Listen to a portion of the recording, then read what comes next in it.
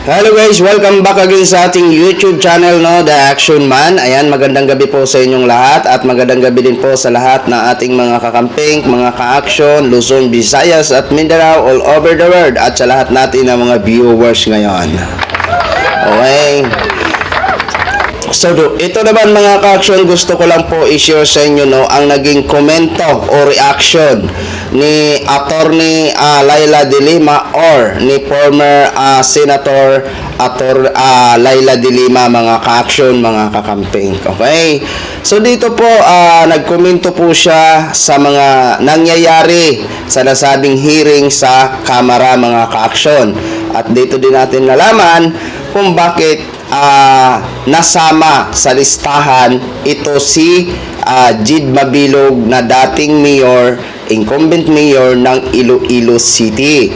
At dito sinabi din ni Laila De Lima na paano siya mananahimik. Ito daw ang panahon na magkaroon ng accountability at justice, mga ka-action. So bago po tayo magtuloy-tuloy, panoorin po muna natin ang nasabing pahayag.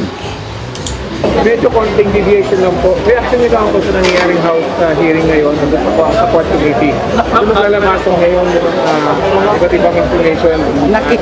Nakikita natin na unti-unti na isa-isa nang lumalabas yung katotohanan. Isa-isa nang lumilitaw yung mga tinatago talaga nila na mga kalokohan, mga kasalanan, so panlilin lang sa atin.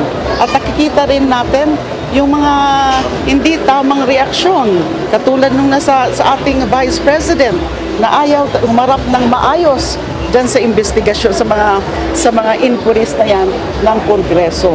Dapat nakikita ngayon ng mga tao yan na ano bang klase yung mga leader yung ganon, yung sa dating administrasyon, yung dating Pangulo, ngayon yung anak niya, Vice President, ibang asal ang pinapakita. Na yung mga lumalabas na mga revelasyon, yung sa Alice Go, yung Pogo, and then yung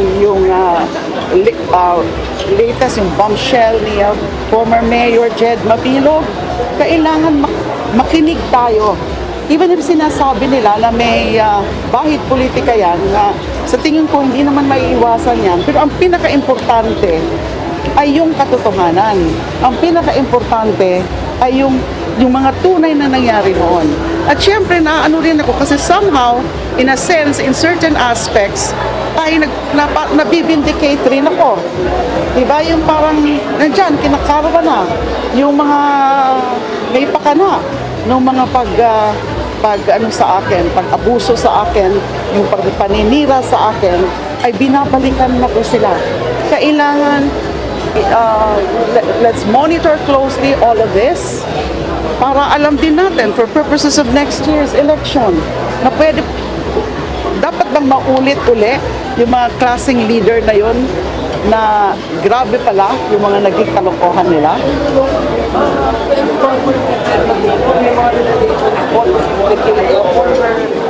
Senator Marjorie Howard and Senator Drilon as alleged drug lords. Pa ganun po yung po under the House President. Don't they get your that? Kung natatandaan nyo, ako talaga yung unang tinarget niya. Ako yung unang brinand niya as the mother of drug lords, the believed drug trade queen, na number one narco politician. Ako yung unang siniraan nila na pinipilit din akong isama doon sa Matrix. Nakatulad din yung nangyari, yung sinasabi ngayon ni Mayor Jed Mabilog, former Mayor Jed Mabilog, na hindi naman pala totoo na dapat nandun siya sa listahan. Tinatarget lang niya siya dahil sa politika na naman. Dahil yung Iloilo ay hindi bumoto doon sa dating Pangulo. Yung mga ganong dahilan. Ganon. Ayun, mga ka-action, mga kakamping. Ngayon, malinaw na po sa atin. Talagang yung sinasabi nila na mga politician na nasa narco-list nila, yun yung sinasabi nga natin siguro na ito siguro yung narco-list politician na kapag hindi nila kaanib, ayan, sinasama nila sa listahan. Ngayon, lumalabas din talaga ang totoo kung bakit tinarget o sinama sa listahan, ito si incumbent mayor na dating mayor ng Iloilo City dahil hindi daw sila binoto ng Iloilo City. Okay? By the way, tama naman yung sinabi ni Attorney Laila de Lima, di ba? Na hindi pamumulitika o hindi maiwasan ang nasabing ng mga investigasyon na ginagawa ng Kamara hinggil sa issue dito kay Vice President Sara Duterte at sa war on drug ni dating Pangulong Duterte. Ito ay lumalabas na po talaga ang katotohanan at marapat lamang talaga na sana marinig natin ang magandang mga kasagutan ni Vice President Sara sa lahat ng mga pagtatanong ng Kamara sa kanya dahil alam naman natin na yan talaga ay trabaho ng mambabatas ng Kongreso para busisiin ang mga budget ng ating mga minamahal na mga opisyal.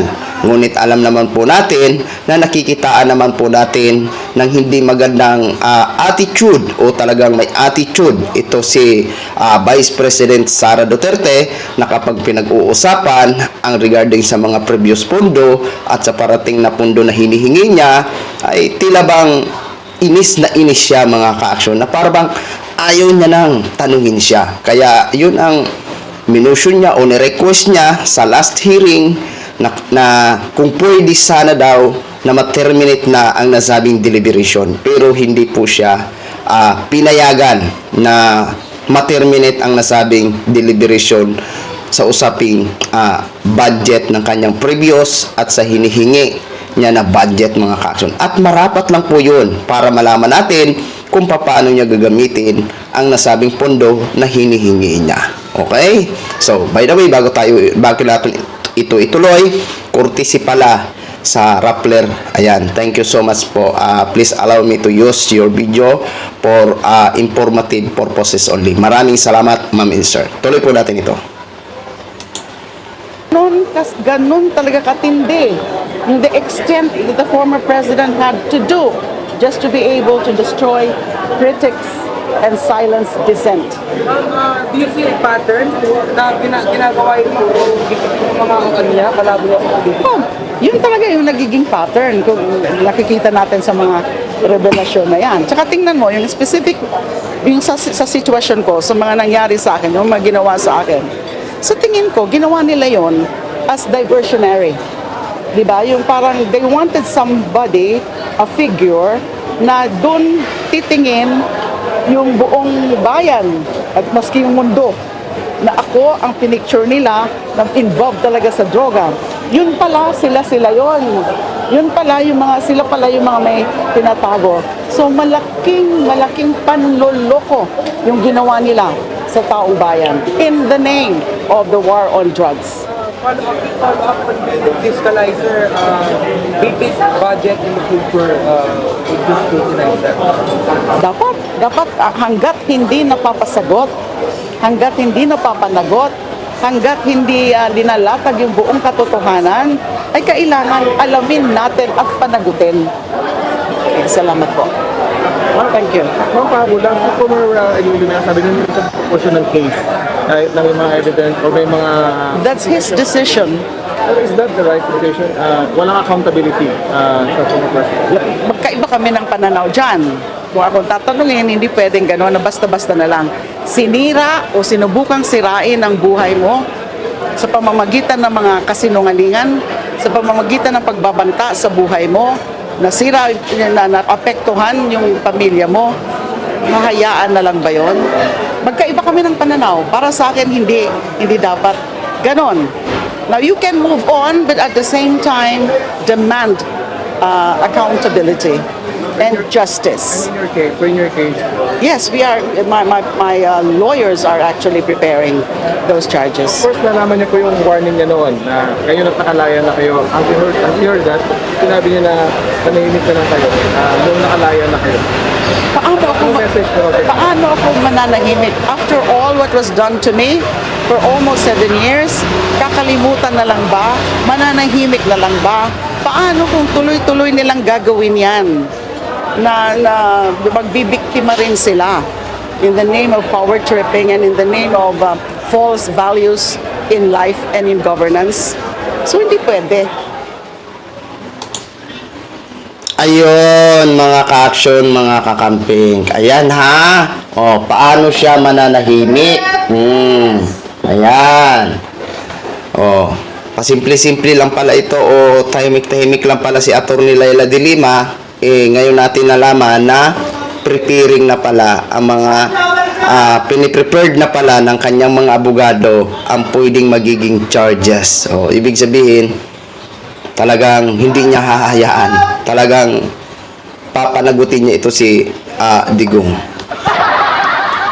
Di ba? Sus, grabe na itong problema ni Digong. Hindi ko alam kung nakakatulog pa ba ito ng mahimbing. Di ba? Agree naman ako sa lahat ng mga sinasabi niya eh. Di ba? Yung sinabi niya na talagang siya ang una na tinarget at siniraan sa publiko hanggang humantong sa nakulong siya ng mahigit 7 years. Grabe yun. Ang sakit nun. Pinagdusahan niya ng 7 years ang mga patong-patong na kaso na walang kakwinta-kwinta. Di ba? Masakit yun. At marapat lamang na talagang kumilos siya at dapat lamang na mapanagot niya ang dapat mapanagot. Di ba, mga ka-aksyon, mga kakampeng? Kaya ito po, itong pagtakbo ni Atty. Laila de Lima sa bilang isang senado sa 2025 midterm elections ay talagang malaki po itong papel kung siya ay mapalad na maging isang senador dahil ito po ang magboboses na katuwang ni Senadora Risa sa Senado. Yan lang po mga ka-aksyon, kayo na po ang bahala. Nasa inyo po ang desisyon kung kayo po ay bit nyo si Atty. Laila de Lima. Diba? Ako din, sasabihin ko sa inyo, kailangan ko din siya sa Senado. Kailangan natin lahat siya sa Senado. Kaya wag nating kalimutan ha, kung sakaling matuloy ang nasabing pagtakbo niya. Kasi nag-declare na po siya na isa sa mga nominee ng Liberal Party. Okay? Kailangan po natin ang isang abogado na matapang. Diba? Para banggain kahit sino man sila. Basta kailangan imbestigahan. Diba? Nagagawa nga ni Senadora Risa na hindi man siya abogado. Nagagawa niya nga na kahit pader, pinapaimbestigahan niya. How much more kung si Atty. Laila de Lima na ang bumalik sa Senado. Yun, okay? So yun lang po mga ka-action o mga kakamping, gin-share ko lang po sa inyo. Maraming salamat po sa ating mga viewers Luzon, Visayas at Mindanao all over the world. Ako po ang inyong lingkod, si Action Man. Have a good day, everyone. Beautiful.